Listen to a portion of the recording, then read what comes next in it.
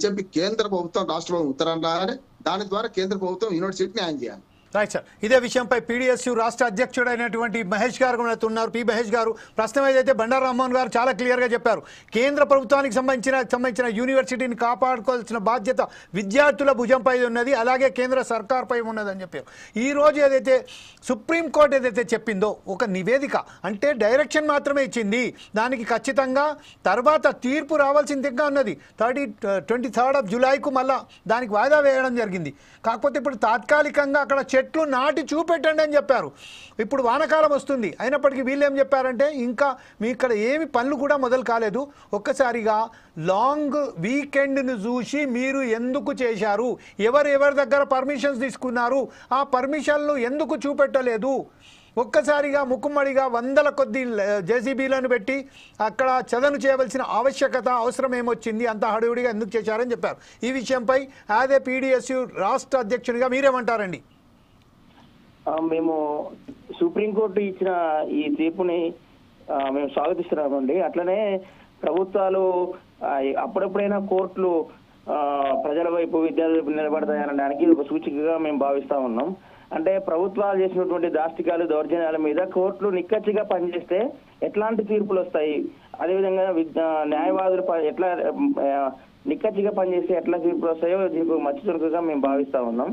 కాబట్టి రాష్ట్ర ప్రభుత్వం అప్పుడు మేము ఎస్సీయూ భూముల వ్యవహారంలో కూడా ఉద్యమం చేసినప్పుడు కూడా రాష్ట్ర ప్రభుత్వం చాలా అణచివేత ధోరణితో వ్యవహరించి ఉద్యమాన్ని అణచివేయడానికి పూనుకున్నది. అయితే మొదటి నుంచి మేము చెప్తా ఉన్నది కూడా ఫస్ట్ నుంచి కూడా ఈ భూములు మొత్తం కూడా ఈ భూముల్లో చెట్లను నరికివేయడం అనేది ఆటవికం. ఈ చెట్లను నరికివేయడం మేము సహించము. ఈ చెట్లు నరికివేయడంలో ఎటువంటి అనుమతులు తీసుకోలేదు ఈ ప్రభుత్వం అని చెప్పేసి మేము భావిస్తాము. అట్నే విద్యార్థులు కూడా ఉద్యమించారు. ఆ ఉద్యమించిన దానిలో భాగంగానే ఈరోజు కోర్టులు జోక్యం చేసుకుని ఇట్లాంటి తీర్పు రావడం అనేది మేము హర్షణీయంగా భావిస్తా ఉన్నాం. అంటే లాంగ్ వీకెండ్ చూసుకొని అప్పటి నుంచి కూడా రాష్ట్ర ప్రభుత్వం కుట్రపూరితంగా వ్యవహరిస్తూ అక్కడ ఉన్నటువంటి భూమిని ఎట్లయినా కొట్టేయాలి, 400 ఎకరాల భూమిని కొట్టేయాలి.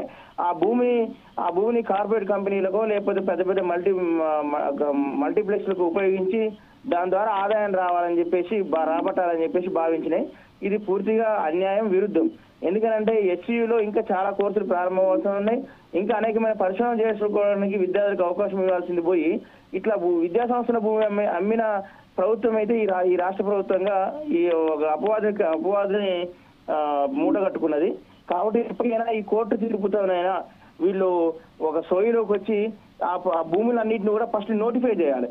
నోటిఫై చేసి భవిష్యత్తులో కూడా ఆ భూములు ఆ యూనివర్సిటీకి చెందే విధంగా ఒక క్లియర్ కట్ ఒక చట్టం తీసుకొస్తారా, లేకపోతే ఆ భూములు ఆ యూనివర్సిటీకి రిజిస్ట్రేషన్ చేస్తారా, ఏం చేస్తారో కానీ ఆ దాన్ని ఇంకా భవిష్యత్తు అన్యాక్రాంతం కాకుండా ఆ భూములు ఆ యూనివర్సిటీకి చెందే విధంగా అక్కడ ఇంకొన్ని కోర్సులు ప్రారంభమయ్యే విధంగా అక్కడ ఇంకొంతమంది విద్యార్థులకి విద్యను అందించే విధంగా అట్లనే పరిశోధనలు జరిగే విధంగా రాష్ట్ర ప్రభుత్వం చర్యలు తీసుకోవాలని చెప్పేసి మేము కోరుతా ఉన్నాం ఈ సందర్భంగా. రైట్ మహేష్, ఇదే సమయంలో మహేష్ గారు ప్రస్తుతం ఏదైతే ఉన్నదో ఇన్ని సంవత్సరాల నుంచి వెళ్ళి నాంచిపెట్టి ఉన్నది ఈ సమస్య. ప్రస్తుతం ఏదైతే ఉన్నదో ఇంతకు ముందు ఈ భూమిని తీసుకొచ్చి గోపన్పల్లిలో భూమి ఇవ్వడం జరిగింది. ఆ సమయంలోనే హైదరాబాద్ యూనివర్సిటీకి సంబంధించిన అధికారులు కూడా ఒప్పందం రాసినట్టుగా మనకు పంచనామా రిపోర్ట్ కూడా మన ముందుకు వచ్చింది. ఎందుకు ఇంతకు ముందు నుంచి వెళ్ళి హెచ్సియు దీని మీద తనకు సంబంధించిన తనకు ఏదైతే భూమి ఉన్నదో ఆ భూమిని వారు ఎందుకు ప్రహరీ గోడలు కట్టించుకొని దాన్ని ఎందుకు కట్టుదిట్టంగా ఎందుకు మనం అంటే కట్టుదిట్టంగా ఒక ఫెన్సింగ్ వాల్ అన్న ఫెన్సింగ్ అదేదన్నా కట్టేసి ఎందుకు వాళ్ళు రక్షించలేకపోయారు? ఈరోజు యూనివర్సిటీలలో వీసీలు కానీ రిజిస్టర్లు కానీ రాజకీయ జోక్యంతో అక్కడ యూనివర్సిటీ వీసీలుగా రిజిస్టర్గా నియామకవుతున్న పరిస్థితి ఉంది. ఆ దానిలో భాగంగానే వాళ్ళు యూనివర్సిటీకి వ్యతిరేకంగా ఏదైనా గవర్నమెంట్ ఏదైనా డెసిషన్ చేస్తే ఆ డెసిషన్కి వ్యతిరేకంగా వీళ్ళు మాట్లాడలేకపోతా ఉన్నారు. కాబట్టి అట్లానే ఆ దాని భాగంలో కూడా ఇప్పటి వరకు ఆ యూనివర్సిటీ సంబంధించిన వీసీ కానీ రిజిస్టర్ కానీ మాట్లాడలేదు. కాబట్టి ఇట్లా అనేకాంతం అవుతుంది. గతంలో కూడా గోపన్పల్లిలో ఇచ్చినటువంటి ఆ భూముల వ్యవహారంలో కూడా ఉద్యమం జరిగిందిలే కానీ ఇంత పెద్ద ఎత్తున దానికి మద్దతు కానీ బయట వర్గాల నుంచి కానీ రాలేదు. కాబట్టి ఇప్పుడు వచ్చింది కాబట్టి ఈ భూములు ఇప్పటికైనా అన్యాక్రాంతం కావకుండా ఆ భూమిని నోటిఫై చేయాలా, యూనివర్సిటీకి చెందే విధంగా రాష్ట్ర ప్రభుత్వం చర్యలు తీసుకోవాలి ఇప్పటికైనా.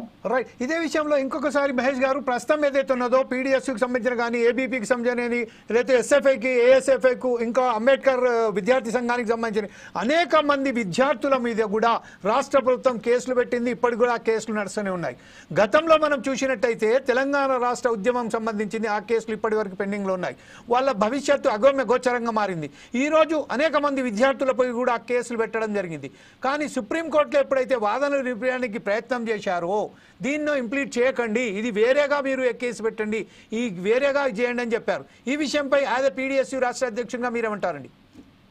ఈ కేసులు వాళ్ళే గతంలోనే ఫస్ట్ తీర్పు వచ్చినప్పుడే కేసులన్నీ కూడా మేము ఎత్తేస్తాం, కేసులు ఎవరిని కూడా మేము దాంట్లో బదనాం చేయమని చెప్పేసి వాళ్ళు మాట్లాడారు. కానీ ఆచరణలో ఎక్కడ కూడా ఆ వైపుగా చర్యలు తీసుకోలేదు. అందులో బాగానే ఒక విద్యాసంఘ నాయకుడు దాదాపు 4 రోజుల పాటు జైల్లో, సంగారెడ్డి జైల్లో ఉండాల్సిన ఒక పరిస్థితి వచ్చింది. కాబట్టి ఇప్పటికి కూడా చాలా మంది జనరల్ స్టూడెంట్స్ మీద కూడా కేసు పెట్టిన ఒక స్థితి కనపడతా ఉంది. కాబట్టి ఈ కేసులు ఇప్పటికైనా ఈ రాష్ట్ర ప్రభుత్వం ఇచ్చినటువంటి మాట ప్రకారం బేషరతుగా ఎత్తివేయాలని చెప్పేసి మేము డిమాండ్ చేస్తాం. ఇప్పుడు ప్రస్తుతం ఏదైతే మహేష్ గారు, ప్రస్తుతం ఒక సుప్రీంకోర్టు ఇచ్చింది కాబట్టి దీనికి సమస్య ఒక్కటి సద్దుమురిగినట్టే మనం భావించవచ్చా? లేకపోతే ఇప్పుడు మనం బండారు రామ్మోహన్ గారు చెప్పినట్టుగా ఇంకా తల్వార్ లటక్తాయి హే అని చెప్పారు, అంటే కత్తి ఇంకా వేలాడుతున్నదని చెప్పారు. ఈ విషయంపై హెచ్సియు ఎలా, అంటే హైదరాబాద్ యూనివర్సిటీకి సంబంధించిన వారైతే ఎవరు ఉన్నారో అధికారులు ఎలా స్పందించాలని మీరు భావిస్తున్నారు?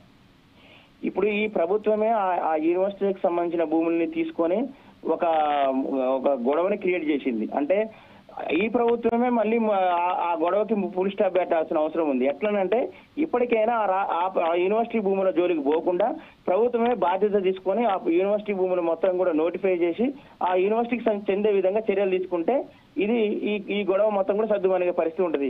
ఇందాక వారు చెప్పినట్టు ఇప్పటికీ విద్యార్థుల మీద, ఎస్సీయు గొంతు మీద ఇంకా కత్తి వేలాడుతూనే ఉంది.